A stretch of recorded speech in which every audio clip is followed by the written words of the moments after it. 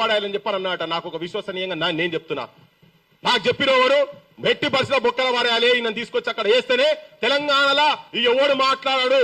అరే రారా లోకేష్, నువ్వు వస్తావో, నీ సైన్యం వస్తుందో, నీ అయ్య వస్తాడో రాండ్రి, లేకపోతే నీతో ఉన్నటువంటి వాడు పవన్ కళ్యాణ్ వస్తాడు, ఆయనకున్నటువంటి ఈ బూతు పురాణంలో పాండిత్యం పొందినటువంటి నీ సహచరులు కావచ్చు, నీ అనుచరులు కావచ్చు.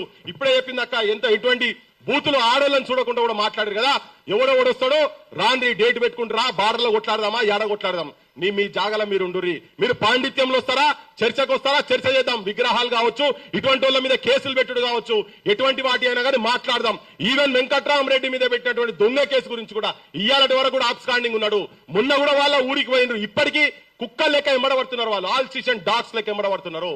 అందుకే ముఖ్యమంత్రి అంటున్నా, దొంగ కేసులలో ఇంకా నీ ప్రభుత్వంలో నువ్వు ముఖ్యమంత్రి ఉన్న తర్వాత వాళ్ళు ఎట్లా తిరుగుతారు? ఎందుకంటే నువ్వు కూడా ఒక కావలి కుక్కవును. చంద్రబాబు నాయుడు దగ్గర ఒక కావలి కుక్క రేవంత్ రెడ్డి కాబట్టి ఇప్పటికీ ఆంధ్ర పోలీసు వాళ్ళు వెంకట్రామరెడ్డి అనే జర్నలిస్ట్ గురించి తిరుగుతా ఉన్నారు మొత్తం.